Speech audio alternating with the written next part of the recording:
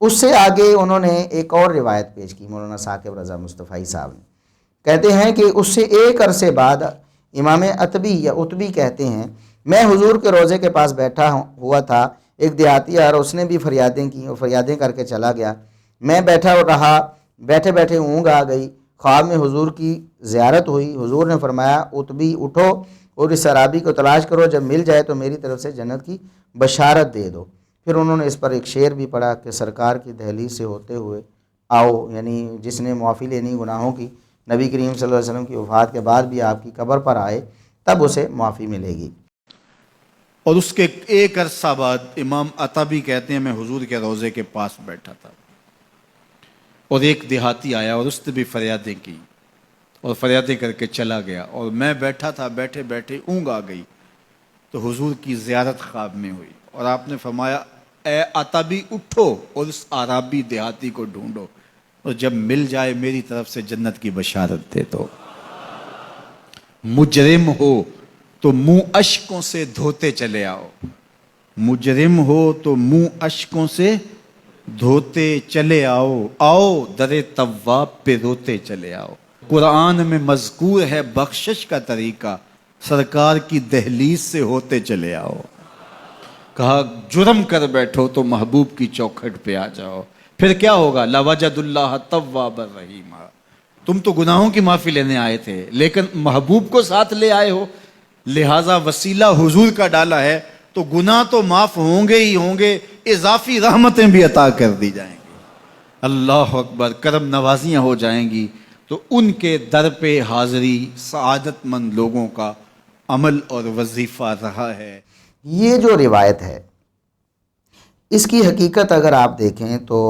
یہ امام بہقی رحمۃ اللہ علیہ نے اپنی کتاب شعب الایمان میں اپنی سند سے پیش کی، اور محدثین سند اسی لیے پیش کرتے تھے تاکہ آپ کو پتہ چلے کہ یہ جو روایت پیش کی جا رہی ہے اس کو بیان کرنے والے کون ہیں، کیا اس پر اعتماد کرنا درست ہے یا نہیں۔ اگر روایتیں ساری ان کے نزدیک صحیح ہوتی یا اس پر عقیدہ و عمل کی بنیاد سب پر رکھنی ہوتی تو سندوں کو ویسے ہی حذف کر دیتے اور کہتے کہ یہ دیکھیں ہمارا عقیدہ اور ہمارا عمل ہے۔ نہیں، انہوں نے سند پیش کی ہے، اور سند جو پیش کی ہے اس میں محمد بن روح بن یزید البصری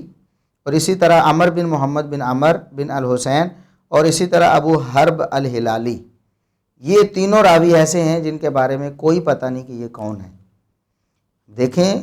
کہ کسی حدیث کو قبول کرنے کے لیے ضروری ہے کہ اس کے راوی عادل اور ضابط ہوں، ان کا کردار بھی اجلا اور نکھرا ہو آپ کے سامنے، پوری دنیا کے سامنے، اور ان کا حافظہ بھی مضبوط ہو، تب آپ ان کی روایت قبول کر سکتے ہیں۔ ان کے تو نہ عقیدے کا پتہ، نہ ایمان کا پتہ، نہ ان کے کردار کا پتہ اور نہ ان کے حافظے کا پتہ۔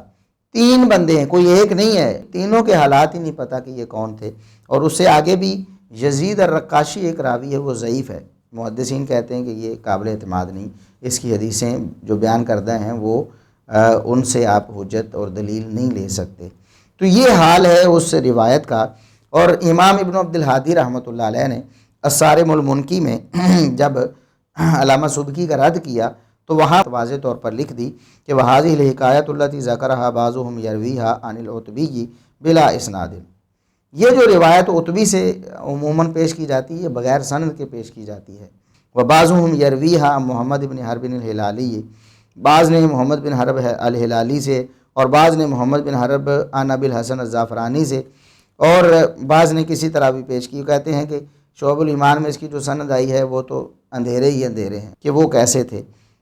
پھر انہوں نے اس کے بارے میں اینڈ میں کہا کہ ولا یصلح الاحتجاج بمثل هذه الحکایہ، ایسی حکایت قابل حجت کیسے ہو، اس کو دلیل کیسے بنایا جا سکتا ہے، وہ خصوصاً عقیدے میں جو احناف کے نزدیک خبر واحد جو ثابت ہو،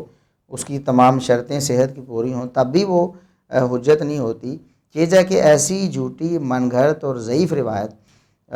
جس کو محدثین نے رد کر کے کوڑے کی ٹوکری میں پھینکا ہے، اس کو یہ لوگ جھاڑ پھونچ کر پھر عقیدہ و عمل بنانے کی کوشش کر رہے ہیں۔ تو اللہ تبارک و تعالیٰ سے ہمیں دعا کرنی چاہیے کہ اللہ تبارک و تعالیٰ ہمیں اپنا عقیدہ ہمیشہ کتاب و سنت پر، قرآن کریم پر اور صحیح احادیث پر استوار کرنے کی توفیق عطا فرمائے۔